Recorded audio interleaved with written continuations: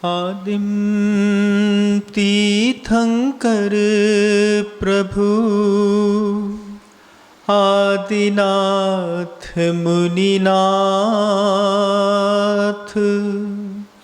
आधि व्याधि अघमद मिटे तव पद में मम्माथ। चरण शरण है आपके तारण तरण जहाज भवदधि तट तक ले चलो करुणा कर जिन राज। बोलिए आदि ब्रह्मा श्री आदिनाथ भगवान की जय। परम पूज्य संत शिरोमणि आचार्य भगवंत गुरुदेव श्री विद्यासागर जी मुनि महाराज की जय। समस्त मुनि संघ की जय। मनुष्य के जीवन में बहुत बहुत अच्छा और बहुत बुरा कभी कभी घटित होता है। रोज रोज ना बहुत अच्छा होता है, ना रोज रोज बहुत बुरा हुआ करता है। जीवन में अच्छे और बुरे क्षण कभी कभी ही आया करते हैं बंधु। ऐसे ही सौभाग्य का एक अभूतपूर्व क्षण आप सबके जीवन में अगले 4-5 दिनों बाद आने वाला है, जिसको आप पर्वराज पर्युषण पर्व के रूप में जानते हैं। वो पर्वराज पर्युषण लोग अपने अपने तरीकों से मनाते हैं। जिसको जैसा समझ में आता है वो वैसा मनाता है। कई लोगों के मन में बस इतना सा एक भाव रहता है कि 10 दिन में पर्युषण पर्व के दिनों में पूजन करनी पड़ती है और घर में खाने को हरी नहीं मिलती।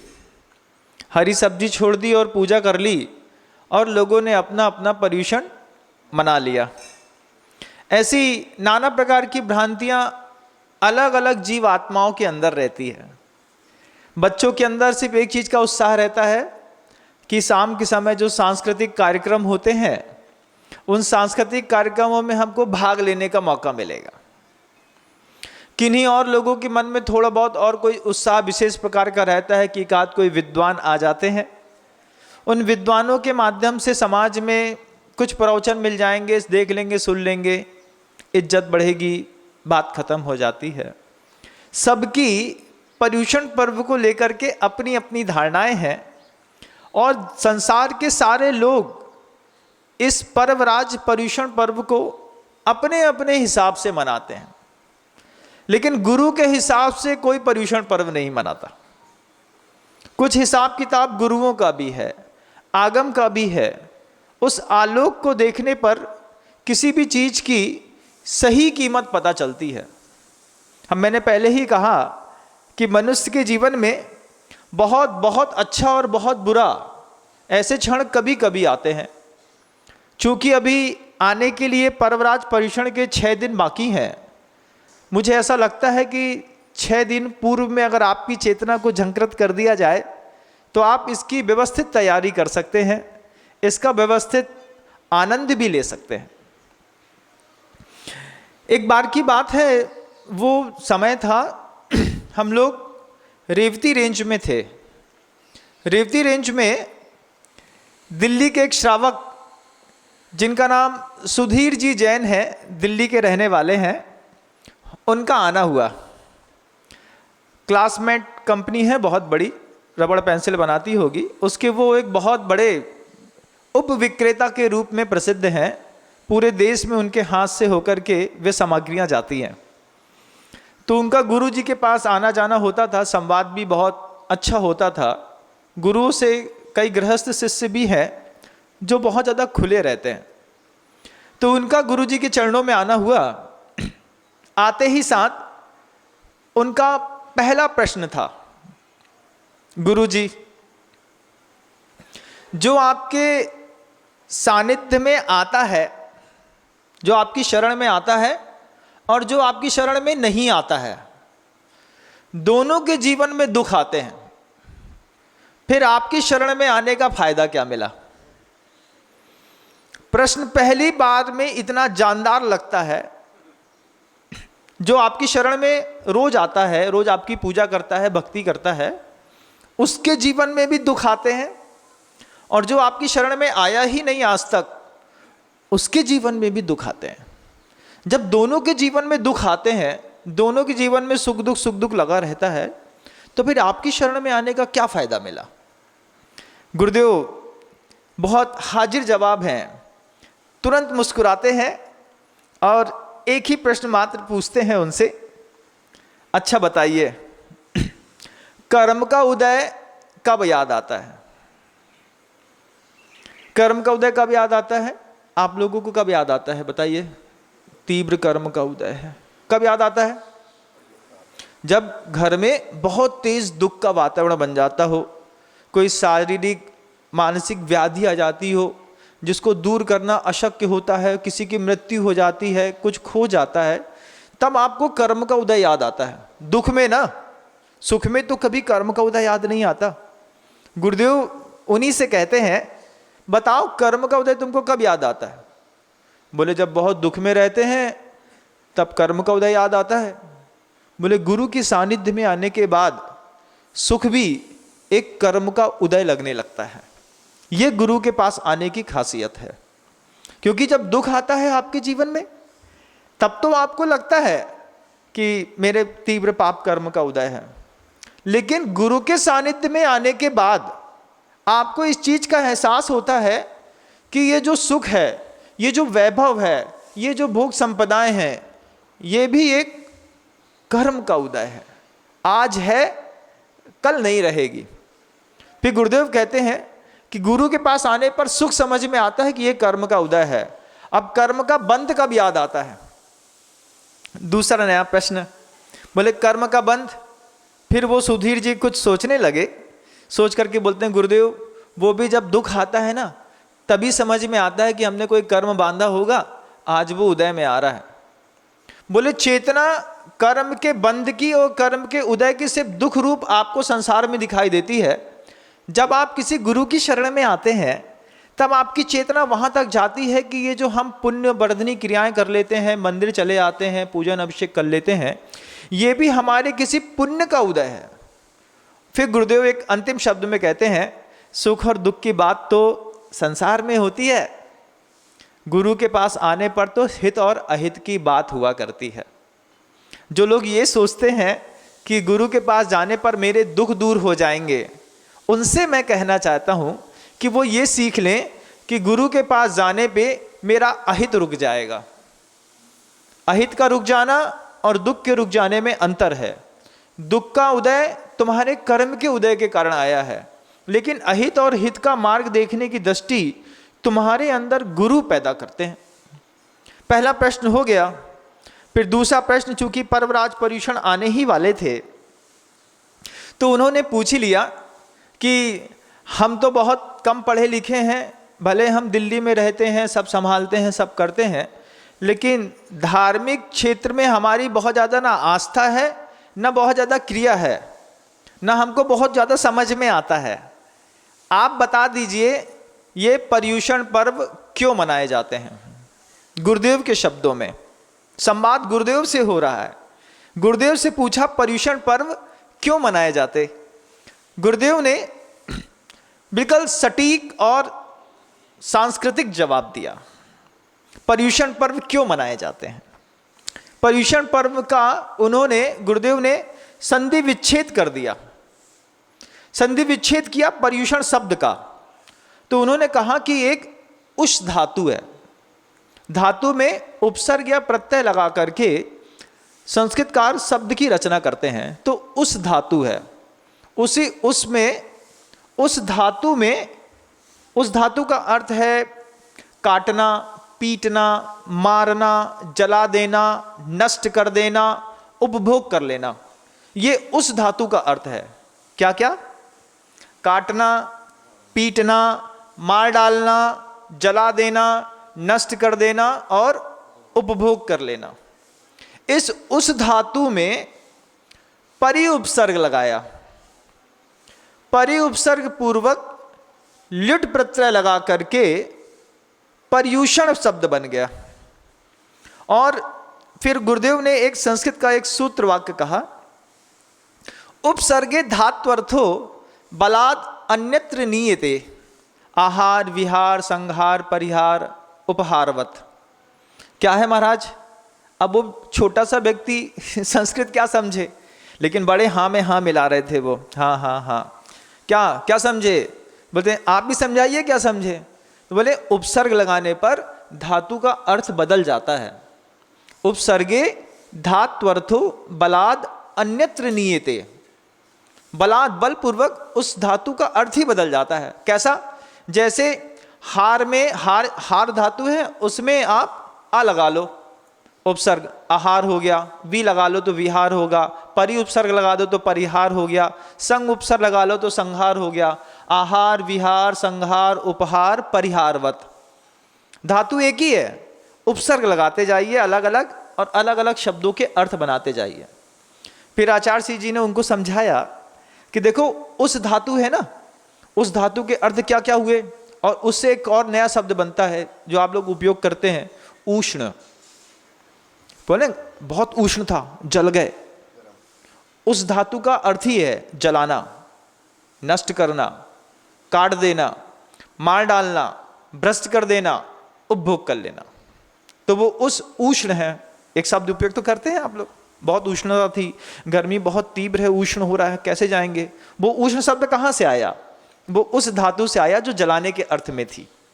उसमें परि उपसर्ग लगाया और ल्युट प्रत्यय लगा करके भवादि गण का नपुंसक लिंग शब्द बना दिया, जिसका नाम पड़ गया पर्यूषण। अब ये पर्यूषण शब्द का अर्थ उपसर्ग और प्रत्यय लगाने पर बदल गया। उपसर्ग और प्रत्यय लगाने पर जिसका अर्थ अभी उस धातु का अर्थ जलाना, काटना, मारना, पीटना हो रहा था, अब उस धातु का पर्यूषण शब्द का अर्थ पूजा, अर्चना और सेवा हो गया। तो पर्यूषण पर्व में विशेष रूप से जिनेंद्र भगवान की जो कोई पूजा करता हो, सेवा करता हो, अर्चना करता हो, वैयावृत्ति करता हो, उसको मनाने का पर्व है पर्यूषण पर्व। अब आप देखिए, ऐसा तो ये पर्यूषण शब्द की व्याख्या है बंधुओं। गुरुदेव सामान्य से व्यक्ति को समझा रहे हैं, लेकिन पीछे 2 4 5 मुनिराज बैठे रहते हैं, उनके ज्ञान चक्षु भी अनायास ही किसी भव्य के निमित्त से खिल जाते हैं। जैसे भगवान महावीर स्वामी के समकक्ष सामने पहुंच करके राजा सैनिक ने प्रश्न किया और द्वादशांग में कई चीज़ों का समाधान होता चला गया। ऐसे ही वो सुधीर जी भी गुरुदेव के सामने राजा सैनिक जैसे अबोध बन के प्रश्न पूछ रहे थे, और हम लोगों की कई जीवन शैलियों का समाधान होता चला जा रहा था। उन्होंने फिर पूछा कि अच्छा ये पर्यूषण शब्द का अर्थ हो गया, तो ये पर्यूषण पर्व ही हम क्यों मनाते हैं? तो उन्होंने कहा पर्व तो आप कई मनाते हैं, कोई लौकिक पर्व भी होता है, जैसे आप होली मनाते हैं, दशहरा मनाते हैं, ये सब क्या है? लौकिक पर्व।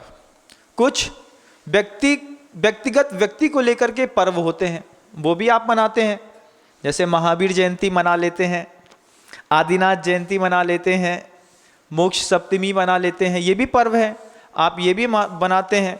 कुछ पर्व ऐसे होते हैं जो किसी रक्षा संबंधी होते, घटना विशेष को लेकर के होते हैं। घटना विशेष को लेकर के बनाने वाले पर्व कैसे हैं?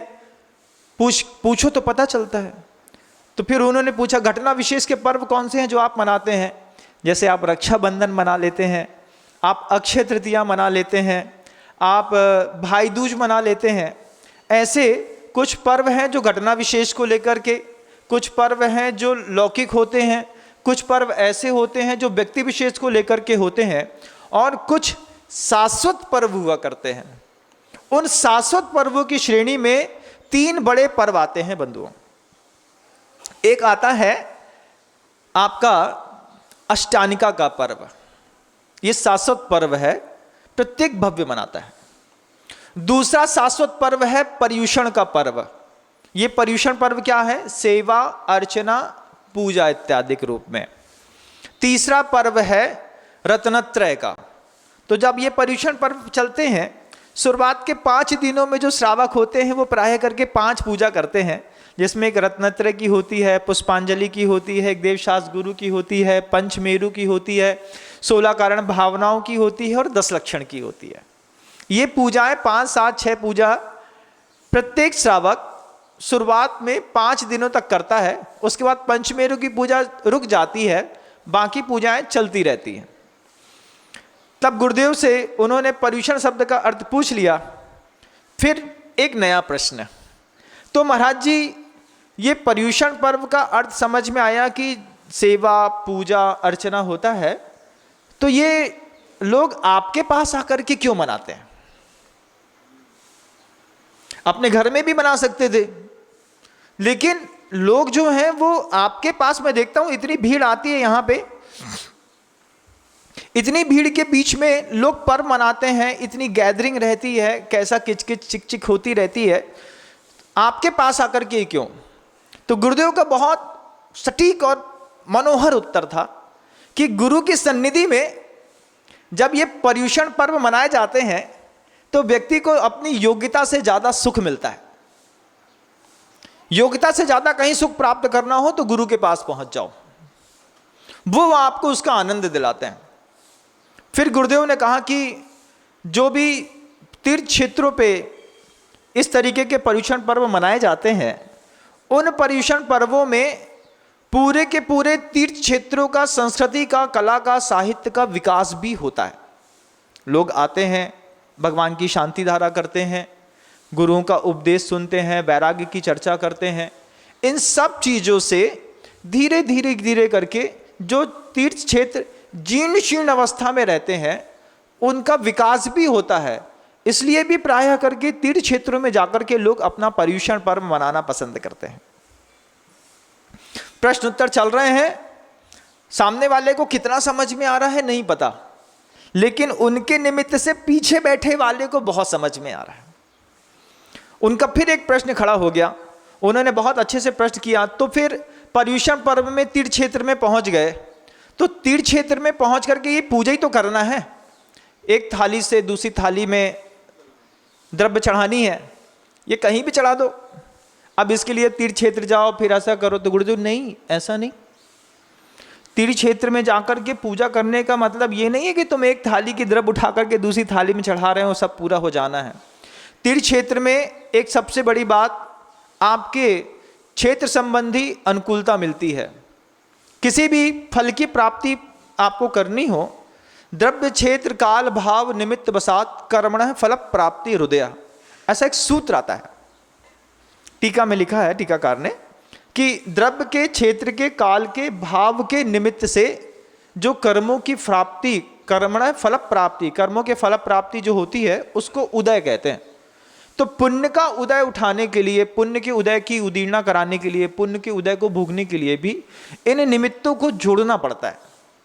तो अपन पुण्य क्षेत्र में आ जाते हैं, तीर्थ क्षेत्रों में जाकर के ये पर्युषण पर्व जब आप गुरु की सन्निधि में मनाते हैं, जब तीर्थ की सन्निधि में मनाते हैं, कई बार ऐसा होता है कि तीर्थ क्षेत्र में जीवंत तीर्थ भी मिल जाते हैं। जैसे मान लीजिए किसी तीर्थ क्षेत्र पर किसी तपस्वी समृद्ध साधु का चतुर्मास हो रहा हो, तो आपको वहां पे 2 चीजें एक साथ मिलती हैं। एक तो तीर्थ क्षेत्र मिलते हैं जिनमें जो जिनबिंब 500, 800, 1000 वर्षों से यक्ष रक्षित होते हैं, स्थापित होते हैं। पता नहीं कैसे रिद्धिधारी संपन्न मुनि महाराजों ने उन तीर्थ क्षेत्रों में जिनबिंब की स्थापना की। एक तो तपस्वी जिनबिंब मिलता है और दूसरा साक्षात जीवंत तपस्वी मिलता है। इन 2 की सन्निधि में व्यक्ति अपना विकास करता है, क्रियात्मक रूप से कम, गुणात्मक रूप से ज्यादा। आचार्य जी सामने वाले उन श्रावक श्रेष्ठी से पूछते हैं, क्यों सुधीर, निश्चय और व्यवहार तो समझते हो ना? हाँ महाराज, 2 शब्द तो कई बार सुना है हमने, वो निश्चय मोक्ष मार्ग और व्यवहार मोक्ष मार्ग। बोले वो मोक्ष मार्ग की बात नहीं कर रहे हैं, 2 शब्द हैं, एक निश्चय धर्म, एक व्यवहार धर्म। निश्चय धर्म क्या है? गुणात्मक धर्म को निश्चय धर्म कहते हैं। और व्यवहार धर्म क्या है? क्रियात्मक धर्म को व्यवहार धर्म कहते हैं।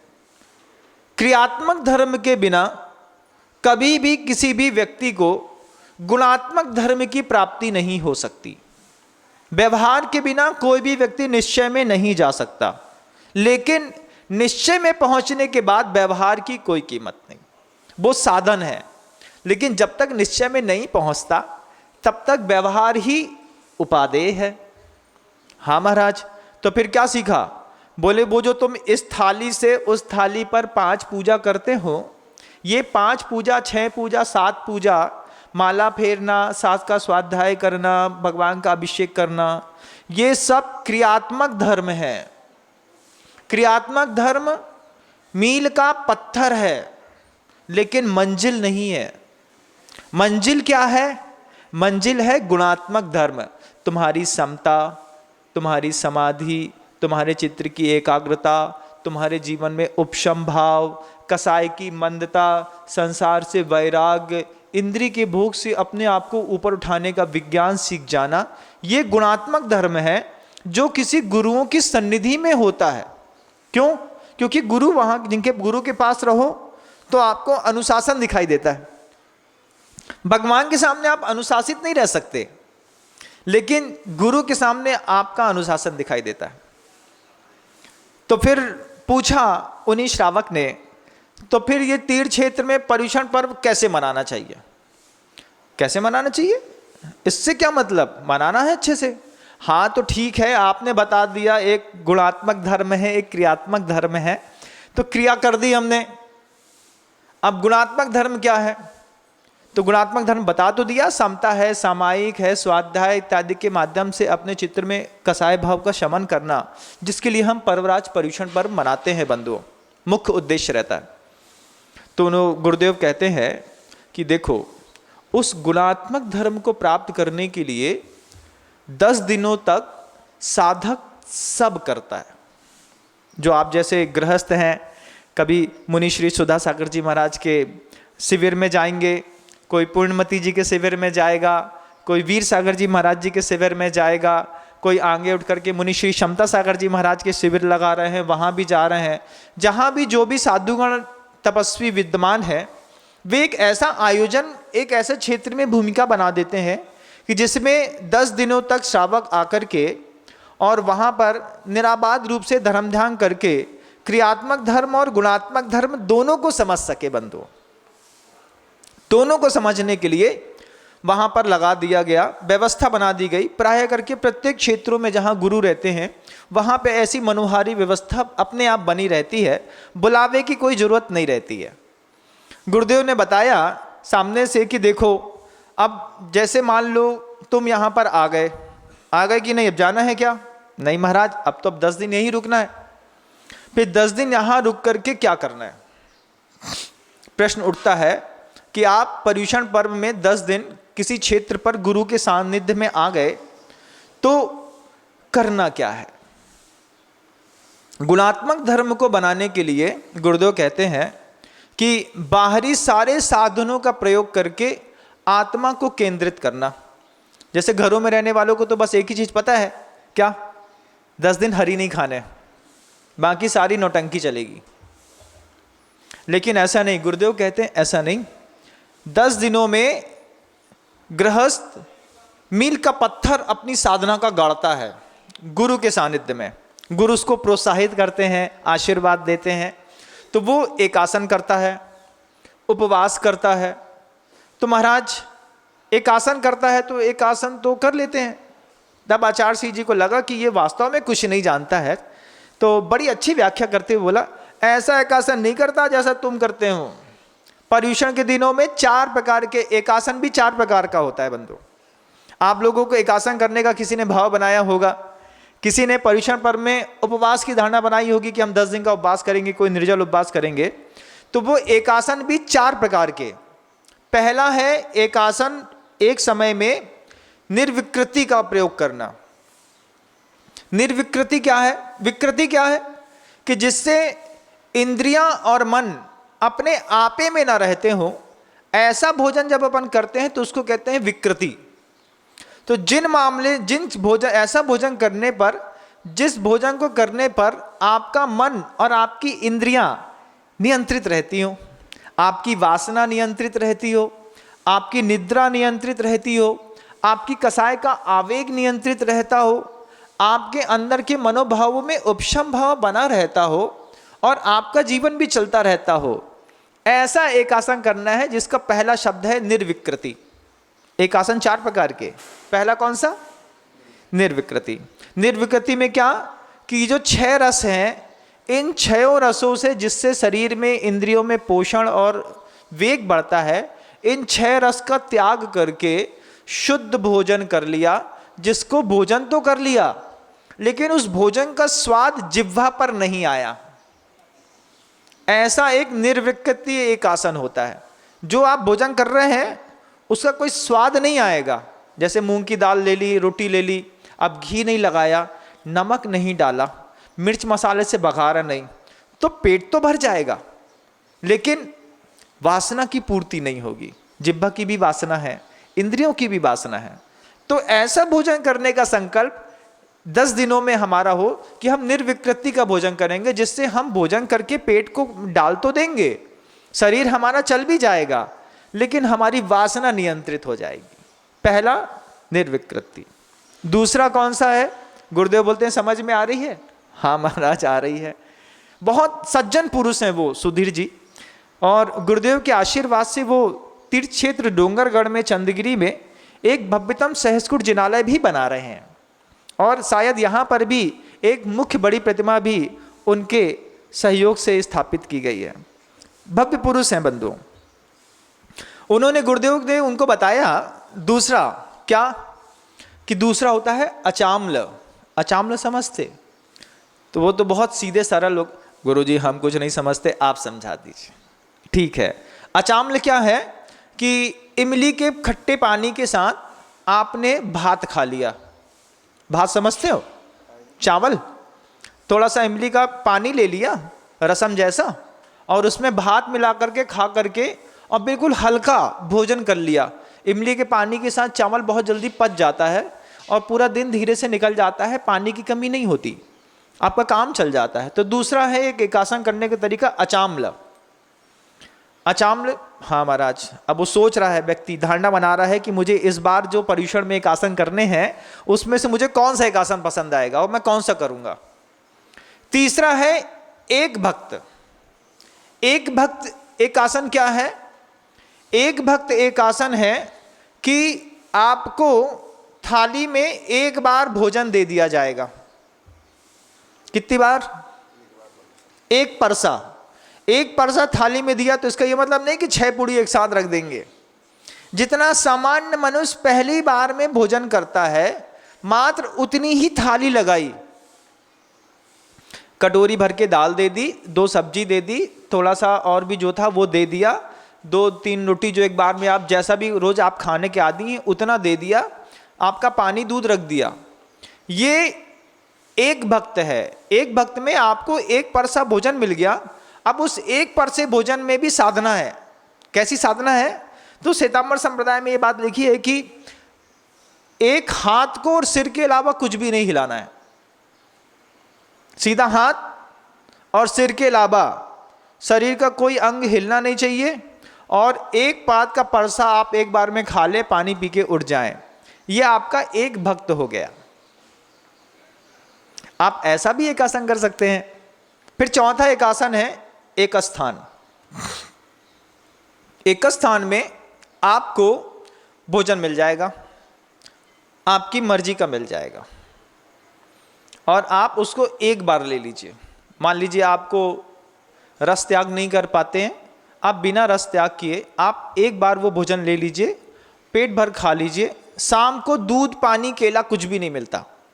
कई लोगों की ऐसी धारणा है कि सुबह एक आसन कर लिया, शाम को पानी पी लिया, हमारे एक आसन चल रहे हैं। गलत बात, ऐसा कुछ भी नहीं होता है। यह आप लोगों ने अपने खुद नए कॉन्स्टिट्यूशन बना लिए हैं कि हमारा उपवास चल रहा है दूध पानी वाला।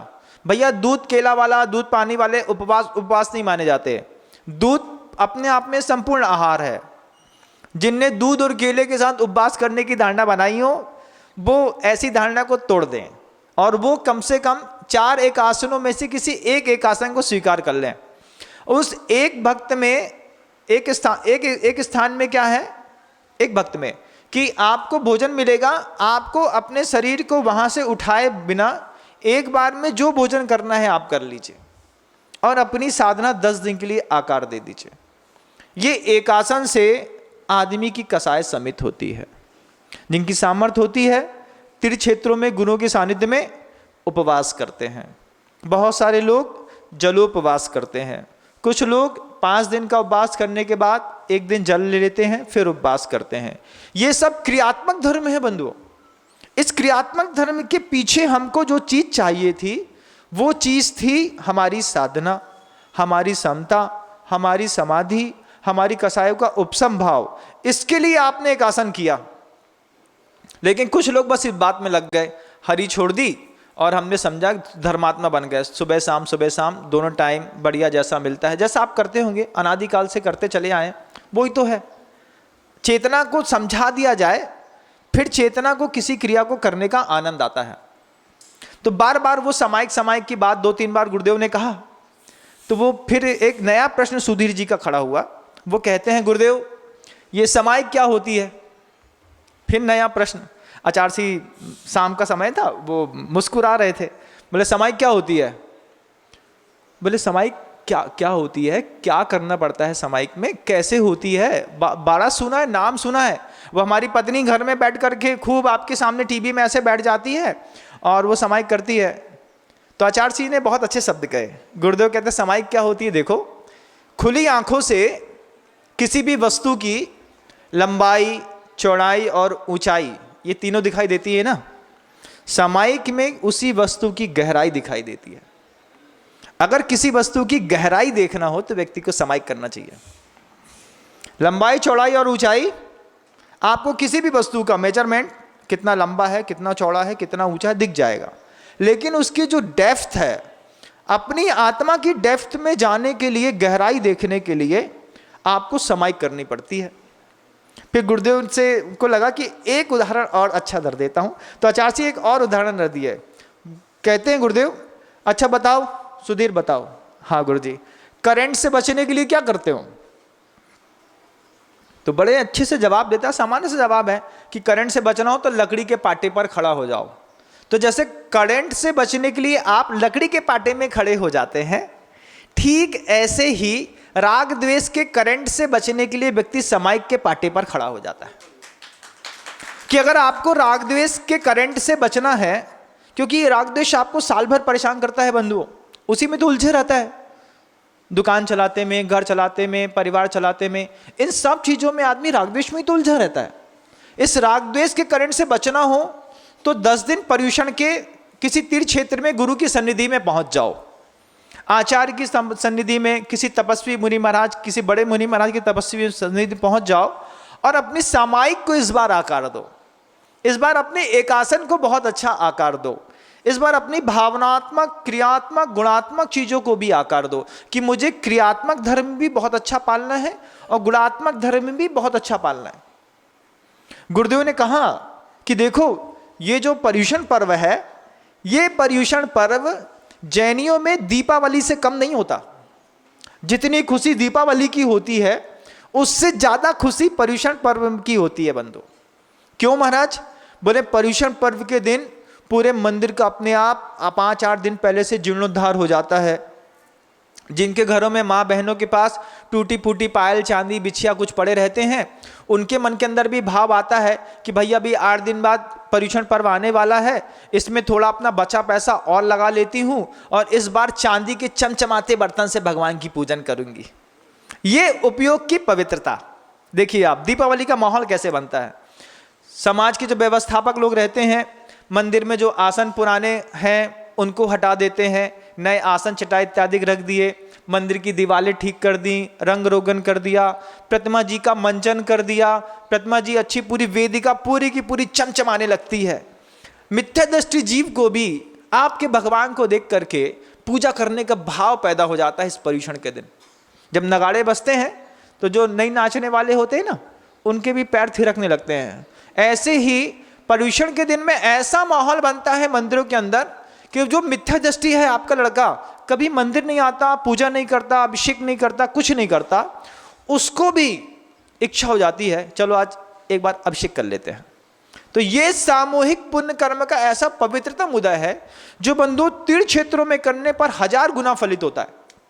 गुरुदेव कहते हैं अभी 6 दिन है, 6 दिन में आपको क्या क्या करना है पर्यूषण पर्व में, आप देख लीजिए। आप देख लीजिए कि पर्यूषण पर्व के दिन आने से पहले आपको मंदिर की व्यवस्था कैसी करनी है, क्या क्या चीजें वहां पे बदलनी है, और सबसे बड़ी बात अपनी स्वयं की तैयारी करनी है। जैसे दीपावली के दिन आपको याद रहता है कि नए कपड़े खरीदने हैं, ठीक पर्यूषण पर्व में माँ बहनों को और भाइयों को ये चीज याद रहती है, क्योंकि ये पर्यूषण पर्व जैसे शुरू होते हैं सबसे ज्यादा मारा मारी होती है मंदिर के अंदर। काहे कि भैया धोती खत्म हो गई, अब क्या करें, अरे हम अभिषेक करने को मन तो थो लेकिन धोती खत्म हो गई। काय मालिन बुआ धोती है भैया, 150 डाली थी सब खत्म हो गई। तो आपकी जवाबदारी बनती है कि आप पर्यूषण पर्व से 6 दिन पहले अपने लिए बाजार से एक धोती खुद खरीद के ले आएं, अपना अंडरवियर बनियान पूरा सेट तैयार कर लें और घर से धोती दुपट्टा पहन करके मंदिर जाएं, इस किचकिच को खत्म कर दें। द्रव्य आपके घर की होना चाहिए पर्यूषण में 10 दिन, ये आपके द्रव्य का दान है, ये साधना भी है बंधुओं। और द्रव्य ऐसी हो कि आपकी मनमोहक द्रव्य की सुगंध को देख करके, उसमें रखे हुए फल इत्यादि को देख करके किसी दूसरे के पूजा करने के भाव पैदा होते हो।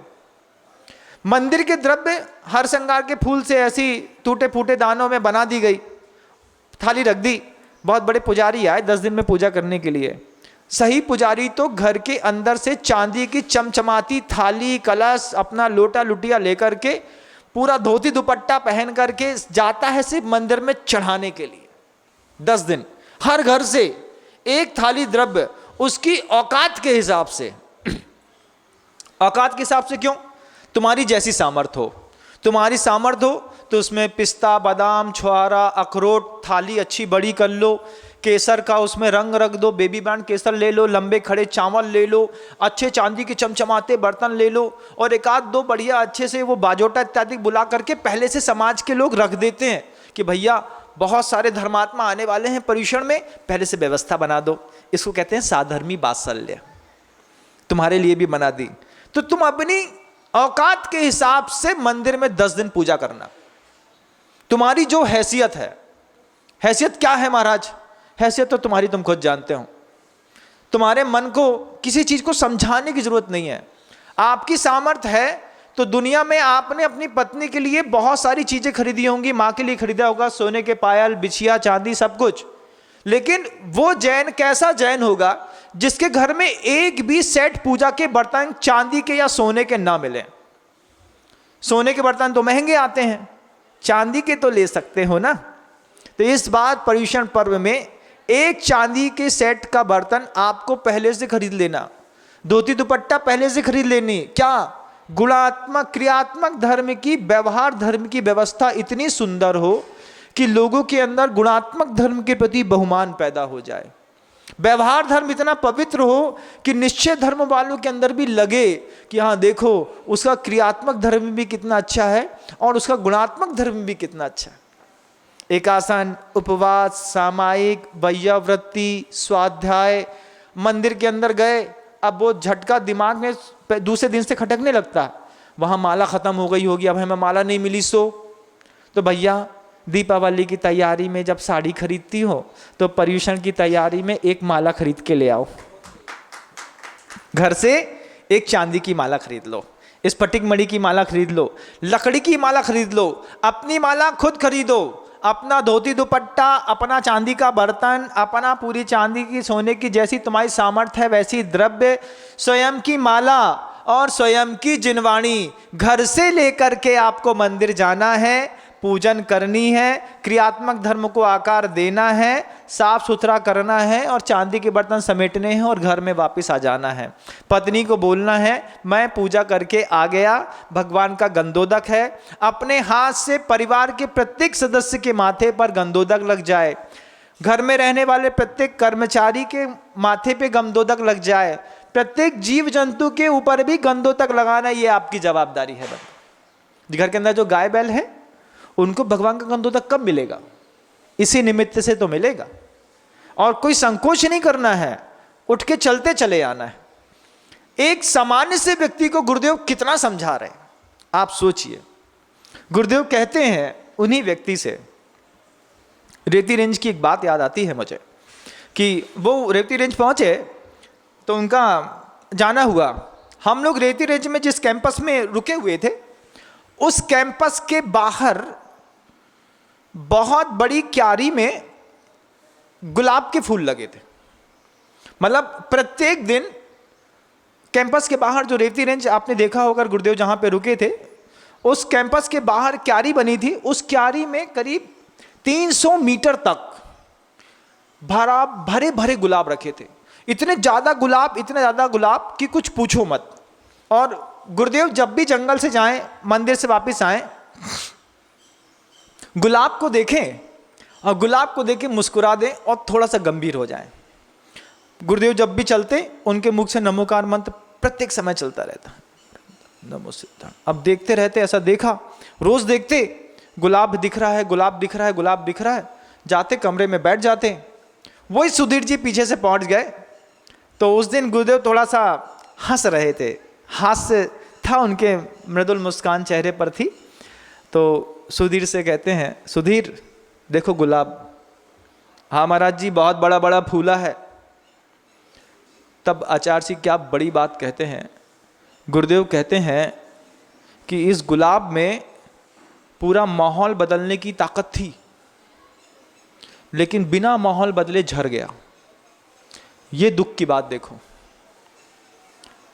जैसे ही सुधीर जी ने ये बात सुनी तो उनको बहुत जबरदस्त करंट लगा। क्या बोले गुरु जी?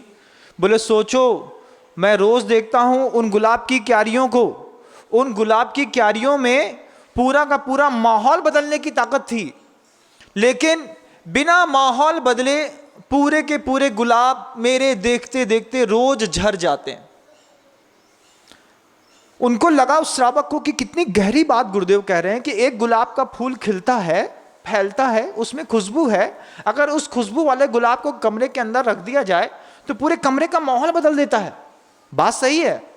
गुरुदेव कहते बिना माहौल ठीक किए, महकाए, ये गुलाब झड़ गए।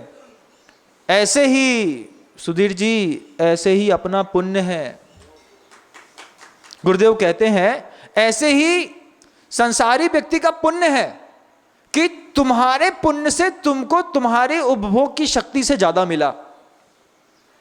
तुम्हारे पुण्य का गुलाब खिला, लेकिन वो तुम्हारे पुण्य का गुलाब बिना माहौल बदले झड़ गया। तुम्हारे जीवन में 70 साल 80 साल के लिए पुण्य की वजह से क्या कुछ नहीं मिला तुमको, बताओ? सब मिला महाराज, सब मिला ना, लेकिन तुम्हारे पल्ले का पुण्य क्या संस्कृति के काम आया? तुम्हारे पल्ले का पुण्य क्या किसी गुरु के काम आया? क्या तुमने अपने पुण्य से उत्पन्न होने वाली शक्ति और सामर्थ्य का प्रयोग कला, संस्कृति, दान, जीर्णोद्धार, सेवा, जिनायतन की पूजा इत्यादि तीर्थ क्षेत्र के निर्माण कब लगाया? नहीं लगाया महाराज। तो बस वो तुम्हारे पुण्य का गुलाब जंगल में खिला और मुरझा गया। बिना माहौल बदले अगर तुम्हारा पुण्य पलट जाए, धिक्कार है तुम्हारे पुण्य को। गुरुदेव कहते हैं दुनिया में जब भी आपकी प्रशंसा होगी, 3 चीजें जरूर देखी जाएगी। जब भी आपकी कोई प्रशंसा करेगा, जब भी कोई आपकी तारीफ करेगा, जब भी कोई आपकी ताकत को आजमाएगा, तो 3 चीजें आपके जीवन की सब कोई देखेंगे। क्या क्या? सबसे पहले लोगों को आपका पुण्य दिखाई देगा। अपना पुण्य दिखाने के लिए अपनी सूरत दिखाने की जरूरत नहीं पड़ती। सबसे बड़ी बात, एक बहुत बड़ी बिल्डिंग खड़ी है 3 मंजिल के माले की, एक बहुत बड़े पॉश एरिया में आपका ऑफिस बना हुआ है, घर के बाहर एक BMW की गाड़ी खड़ी है, या फिर आपके हाथ में हीरे की एक अंगूठी पड़ी है, या फिर आपके घर के बाहर रॉयल इनफील्ड की एक बुलेट खड़ी है, या फिर जो बहुत महंगी गाड़ियाँ आती 10-10-12 लाख की बाइक्स आती हैं वो खड़ी हैं। ये क्या दिखाता है? ये दिखाता है घर के अंदर रहने वाला बहुत पुण्यात्मा है, और पुण्यात्मा के साथ साथ मान लो वहीं बाहर में एक कुत्ता बंधा हो, एक गार्ड खड़ा हो, उससे भी आपका पुण्य दिखाई दे जाता है। पुण्य को दिखाने के लिए व्यक्ति की सूरत दिखाने की जरूरत नहीं है। तुम्हारा पुण्य तुम्हारी भौतिक संसाधन की वस्तुओं से दिखाई दे जाता है बंधु, लेकिन तुम्हारी प्रवृत्ति भौतिक संसाधनों से दिखाई नहीं देती। दुनिया तुम्हारा पुण्य देख सकती है, तुम्हारी प्रवृत्ति नहीं देख सकती। तुम्हारी प्रवृत्ति देखती है तुम्हारी समाज। समाज तुम्हारी प्रवृत्ति देखती है कि इतना पैसा वाला होने के बावजूद इसने कभी मंदिर का जीर्णोद्धार नहीं कराया, इतना पैसा वाला होने के बावजूद इसने कभी भगवान के एक जिनबिंब की स्थापना तक नहीं करी। ये चातुर्मास गुरुदेव की कृपा से जो खजुराहो में हो रहा है, गुरुदेव ने यहां के लिए कहा था कि विदेश में रहने वाले जितने भी जैन परिवार हैं, सबको इस बार के चातुर्मास में संदेश और संकेत देना कि कम से कम सहस्कुट जिनालय में उनकी 2,11,000 रुपए की एक प्रतिमा जरूर से रख जाए। हमने कहा ये कौन सुनेगा? बोले तुम जाओ, पूरी दुनिया सुनेगी इस बात को, पूरी दुनिया। और आज फिर कहना चाहता हूं कि विदेशों में रहने वाले जितने भी परिवार हैं, वो अपने अर्थ के उपार्जन के लिए जो विदेशों में जाकर के बस गए हैं, वे खजुराहो में बनने वाले सहस्कुट जिनालय की 1008 प्रतिमाएं उन्हीं विदेशों में रहने वाले परिवारों के माध्यम से रखी जानी है। ये पूज्य गुरुवर का आपके लिए आदेश है, और इस आदेश को सुनते साथ ही इंप्लीमेंट आपको करना पड़ेगा। आपकी प्रकृति कैसी है, आपकी प्रवृत्ति कैसी है? आपकी प्रवृत्ति आपकी समाज को दिखाई देती है। आपका पुण्य पूरे विश्व को दिखाई देता है, लेकिन आपकी प्रवृत्ति आपकी समाज को दिखाई देती है कि पैसा वाला है, धनवान है, सब कुछ है, मंदिर में ना कभी दान देता है, ना मूर्ति रखता है, ना स्थापना करता है, ना पूजन अभिषेक करता है, ना कभी चौका लगाता है, ना कभी मुनि महाराज का बिहार कराता है, ना कभी सास का स्वाध्याय करता है, ना माला महिरता, कुछ नहीं करता है। वो नेतागिरी बस करता है। मंदिर में नेतागिरी करेगा, मंदिर में आ जाएगा, चुनाव होगा तो लड़ने आ जाएगा, चुनाव होगा तो विवाद मचाने आ जाएगा। क्यों? उसको मंदिर के माध्यम से अपनी सामाजिक प्रतिष्ठा मजबूत करनी है। ऐसे लोग भी होते हैं, तो वो तुम्हारी प्रवृत्ति दिखाई देती है। तो तीन चीजों से दुनिया आपको देखती है, आपके पुण्य से, आपकी प्रवृत्ति से, और फिर तीसरी चीज है आपकी प्रकृति से। समाज में आपकी प्रवृत्ति दिखाई देती है बंधुओं, प्रकृति दिखाई नहीं देती। लेकिन घर में आपकी प्रकृति दिखाई देती है, इस बात को ध्यान रखिएगा। घर के अंदर के रहने वाले जो लोग होते हैं, वो आपकी बाहरी प्रवृत्ति को बिल्कुल भी नहीं समझते। कलेक्टर साहब हैं, कमिश्नर हैं, फलाने चंद हैं, ढिकाने चंद हैं, बड़े आसामी हैं, घर के लोग समझते हैं। ये जब कोट पैंट पहन करके डाइनिंग हॉल में बैठते हैं ना, तभी कलेक्टर हैं। घर के अंदर तो बहुत गिरे हुए आदमी हैं। घर के अंदर तो जिनकी नौटंकी हम देखते हैं, हम जानते हैं। तो घर के अंदर आपकी क्या समझ में आती है? क्या प्रवृत्ति? नहीं, घर के अंदर आपकी प्रकृति समझ में आती है। ये तीन चीज, आपकी प्रवृत्ति, आपकी प्रकृति और आपका पुण्य, पूरी दुनिया को दिखाई देता है, लेकिन आपके साथ भवांतर में नहीं जाता। आपका पुण्य आपके साथ भवांतर में नहीं जाएगा, आपकी प्रकृति आपके साथ भवांतर में नहीं जाएगी, आपकी प्रवृत्ति यहीं रुक जाएगी। भवांतर में एक चौथी चीज जाती है, जो इस पर्यूषण पर्व में जिसको विकसित किया जाता है, आपकी परिणति। हमारी अंदर की परिणति कैसी है, वो परिणति आपकी प्रभाव में भी साथ देती है बंधुओं।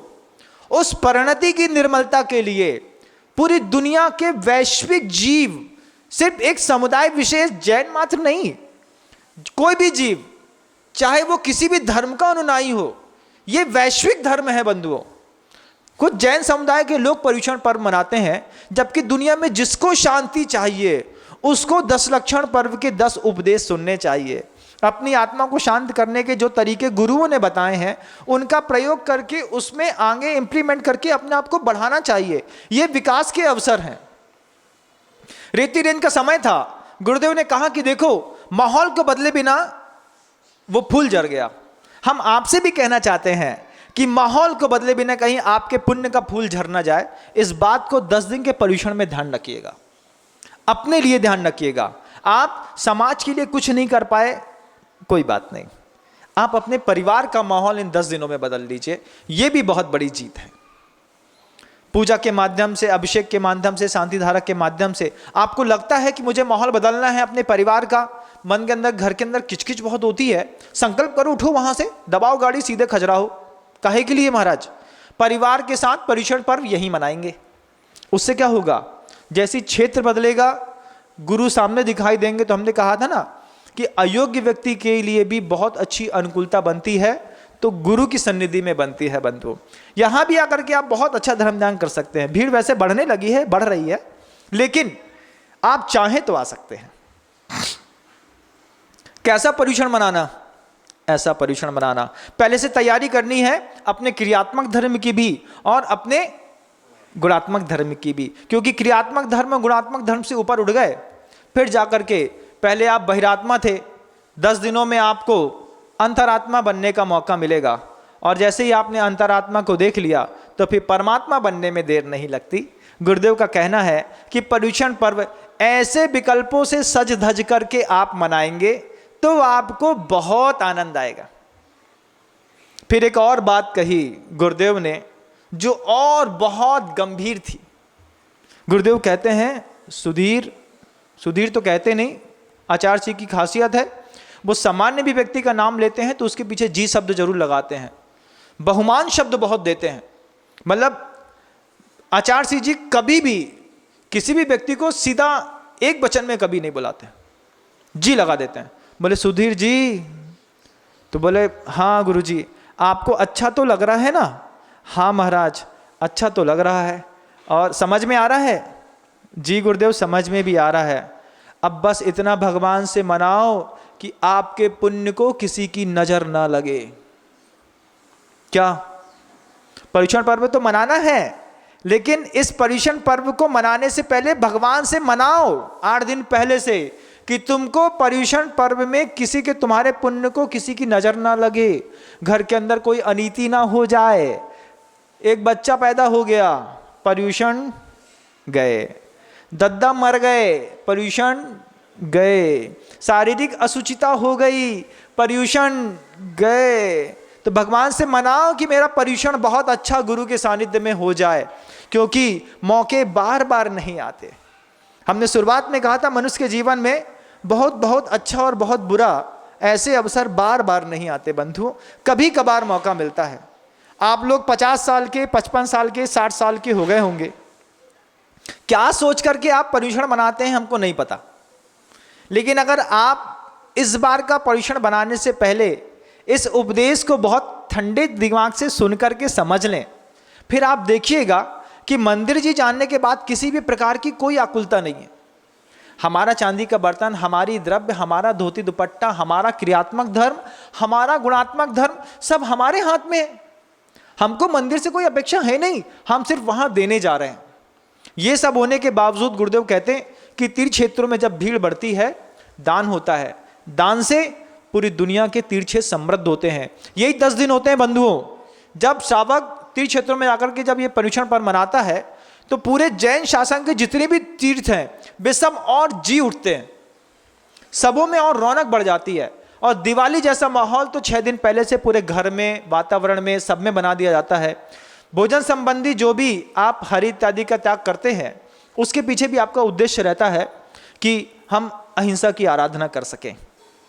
अनंत का एक जीव है, आदर्श का भी ध्यान रखने की कला जो जैन धर्म में सिखाई गई है, उसको भी आप समझते हैं। तभी तो आपको ऐसा लगता है कि हाँ, जैसे वो साधु परमेष्टि करते हैं वैसा कर लूँ, कर लो। तुम्हारी प्रत्येक साधना तुम्हारे खुद के जीवन में एक मील का पत्थर है बंधुओं। कितनी कर सकते हो और कैसी कर सकते हो तुम खुद कर लो, किसी को दिखाने के लिए नहीं। 10 उपवास क्योंकि बगल वाले पड़ोसी का लड़का कर रहा है इसलिए हम करेंगे, ऐसा मत करो। उसकी सामर्थ्य, उसका क्षेपसम, उसका बाहुबल अलग है। तुम अपनी सामर्थ्य के हिसाब से उपवास नहीं कर पा रहे हो तो एकासन करो। जो 4 प्रकार के मैंने एकासन बताए हैं उसमें से आप निश्चित कर लो। और एक 5वां और बहुत खूबसूरत एकासन है, क्या कि तीर्थ क्षेत्र में चले गए, वहां चौके लगते रहते हैं, तो गुरु महाराज के आहार हो गए, उसके बाद श्रावक संकल्प कर लेते हैं कि गुरु महाराज ने जो खाया था हम उसको बिना गर्म किए खा लेंगे। ये भी एक बहुत जबरदस्त एक आसन है। आपके यहाँ महाराज का पड़कान हुआ, आहार हो गया। अब आपको तो पता है महाराज ने दाल रोटी सब्जी क्या क्या लिया है, बस उतना ही चीज है, बिना गैस में चढ़ाए बिना छोंक लगाए आप अगर वो आहार भी कर गए तो भी साधना एक नया रंग दिखाती है। तब समझ में आता है कि महाराज आपका एक आसन तो बड़ा महंगा लग रहा है, हमारे घर का एक आसन तो बड़ा सस्ता था। पत्नी बढ़िया दूध ओढ़ देती थी, चांदी के बड़े गिलास में रख देती थी, केला रखे रहते थे, एप्पल रखा रहता था, 2 बढ़िया छोले की सब्जी रहती थी, बीच बीच में बोल देते थे, मांग लेते थे, इमली की चटनी दे दो, करौंदा दे दो, ये दे दो, वो दे दो, पापड़ अचार सब दे दो। बोले हम जो एक आसन 50 साल से कर रहे थे वो तो बड़ा अच्छा लगता था, लेकिन आपने ये जो आगम वाला एक आसन बताया है बहुत महंगो है। तो हमने कहा किसने कह दिया कि धर्म सस्ता है बंधुओं? किसने कह दिया? धर्म सस्ता भी नहीं है और धर्म कायरों के लिए भी नहीं है, ये तो सिर्फ तेजस्वी लोगों के लिए है। धर्म सूरवीरों का है, तेजस्वी लोगों का है। फिर गुरुदेव ने एक गाथा सुनाई सामने वाले को। गुरुदेव गाथा में कहते हैं, सुनो आगम में एक गाथा आती है, हाँ महाराज जी सुना दीजिए। याद तो मुझे नहीं रहती लेकिन बोले सुन तो लो, हाँ सुना दो आप। अब वो इतने सहज स्वभावी हैं कि उनके मन में जो आता है वो बोल देते हैं, मन में हो सो बचन उचरिए वाला जीवन है। तो उन्होंने कह दिया हमें गाथा याद थोड़ी होगी, अरे सुन तो लो, हाँ सुना दो। तो बोले देखो एक गाथा आती है, बत्तु साहबो धम्मो खमादि भावो 10 विहो धम्मो रैणत्यम च धम्मो जीवाणम रखणो धम्मो। ये गाथा कुंदकुंद भगवान की है जो पर्युषण पर्व में उपयोग में की जाती है। कैसी कि इसके 4 पद हैं। पहला पद बड़ी मुश्किल से मिलता है, तो शुरुआत कहां से? चौथे पद से करना। अगर आपके ने जीवन में कभी पर्युषण नहीं बनाया है और आप जैन कुल में हैं तो आपका धर्म है जीवाणम रक्षणो धम्मो, जीवों की रक्षा करना धर्म है। जब जीवों की रक्षा करने के धर्म में आप प्रवीण हो जाएं तो दूसरा क्या है? रैणत्यम च धम्मो, या तो रत्नत्रय की उपासना करो या जो रत्नत्रय की उपासना कर रहे हैं उनकी सेवा करो। घर के आपके गांव में साध्वी भगवंतों का भी चातुर्मास हो रहा है, साधु भगवंतों का भी आपके यहाँ चातुर्मास हो रहा है। अगर आप उस धर्म का पालन नहीं कर पाते, आप उनके जैसी साधना उपवास सामायिक एकासन व्रत शील संयम ब्रह्मचर्य अहिंसा आचौर का पालन नहीं कर पाते और उनका लाभ चाहते हैं तो फिर उनकी सेवा करो, उनके लिए अनुकूल माहौल बनाओ। ये भी धर्म है श्रावक का। तो वो दूसरे धर्म का पालन करता है। फिर क्या? रत्नत्रयम च धम्मो।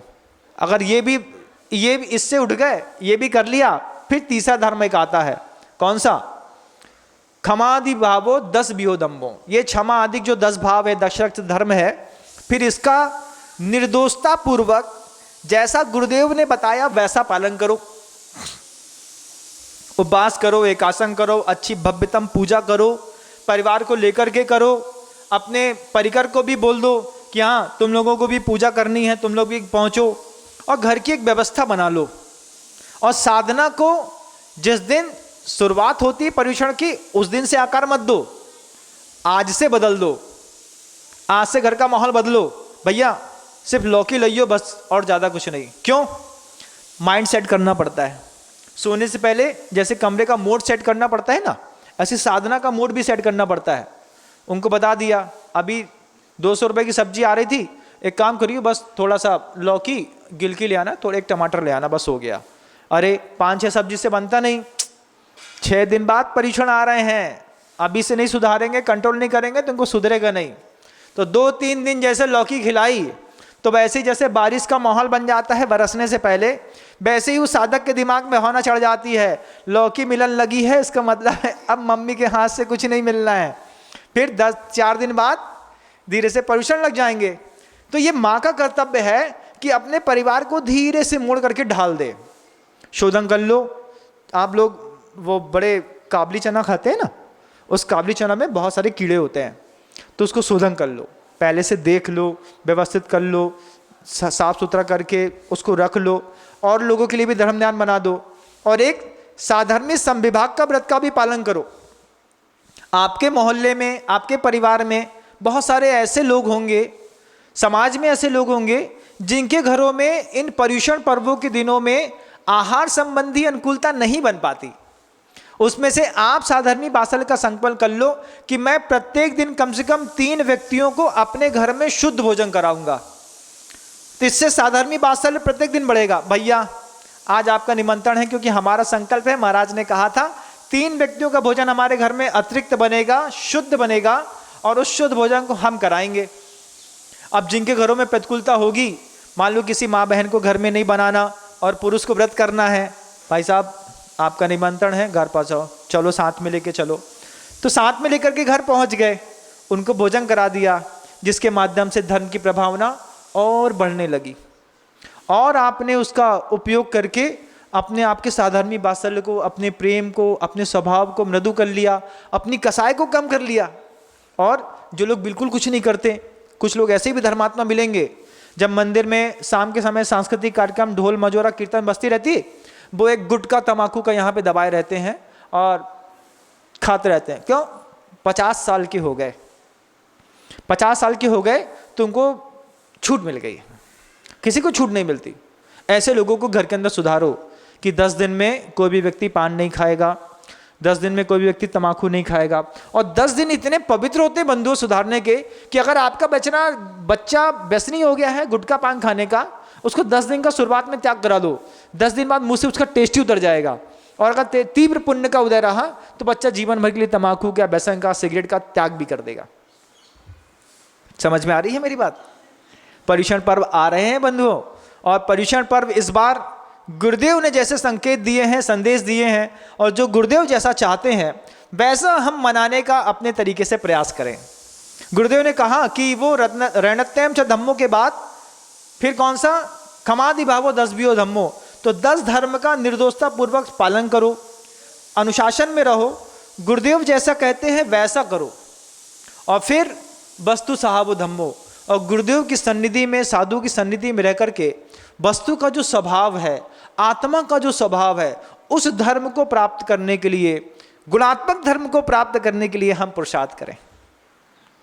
आप लोगों का पुण्य बहुत तेज है बंधुओं, लेकिन आपके पुण्य को भगवान से प्रार्थना करता हूं किसी की नजर न लगे।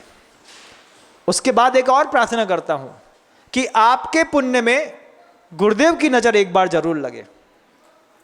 क्यों?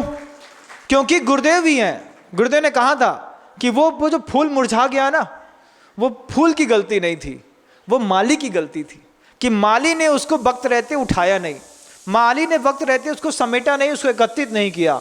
ठीक ऐसे ही गुरुदेव हमारे सबके जीवन की बगिया के वो मालिक हैं कि हम गुरुदेव की बगिया के ऐसे फूल हैं कि हमारा पुण्य का फूल फूले और गुरुदेव उसमें देख लें कि इसका पुण्य फूल रहा है।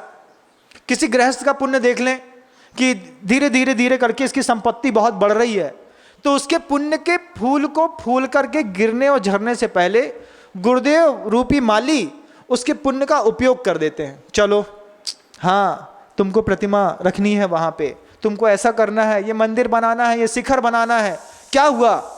गुलाब झरने से पहले अपनी पूरी महक झरा करके चला गया।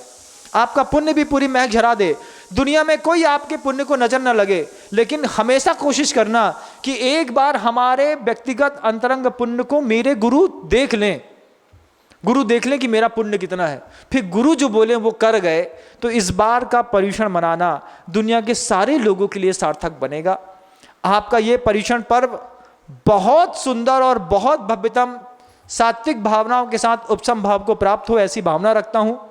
गुरुदेव की वे प्रसंग, मैंने डायरी निकाली, मैंने देखता रहा कि कहाँ क्या लिखा है, मैं पढ़ूँ कुछ समझूँ। मुझे शुरुआत समझ में नहीं आ रही थी कहाँ से करना है, कि संवाद के नियोजक जब जैसे सुधीर जी मुझे याद आए तो मैंने कहा जिससे बात हुई थी उसी का नाम लेकर के काम करेंगे तो काम हो जाएगा। और आज एक नए श्रेणी के माध्यम से अभिनव महावीर के ये पर्युषण मनाने के संकेत आपको मिले हैं। आप निश्चित ही अपनी चेतना को जागृत करके मंदिरों को समृद्ध करेंगे, वक्त से पहले सब ठीक करेंगे, अपने लिए चांदी का पात्र भी खरीद लेंगे, पूजन की द्रव्य ले आएंगे, धोती दुपट्टा ले आएंगे, और मन पड़े तो गाड़ी पैक करेंगे और सीधे खजुराहो या जहाँ कहीं भी जो भी साधु भगवंतों के पास आपका जाने का भाव बन रहा हो, उनके चरण सन्निधि में रह करके हम इस परिराज परीक्षण में व्रत, संयम, नियम, उपवास की आराधना करेंगे। आपकी उपवास की आराधना, संयम की, एकासन की आराधना अति ऊंचाइयों में जाके समृद्ध सफल हो, ऐसी भावनाओं के साथ गुरुदेव के चरणों में बारंबार प्रणाम करता हूँ। अहिंसा परमो धर्म की। भगवंत गुरुदेव श्री विद्यासागर जी मणि महाराज की जय हो। जा वाणी के ज्ञान से सूझे लोकालोक, सो वाणी मस्तक नमो सदा देत हूँ धोख। माँ जिनवाणी भारती तो है जपो दिन रैन, जो तेरी शरणा गहे सो पावे सुख चैन।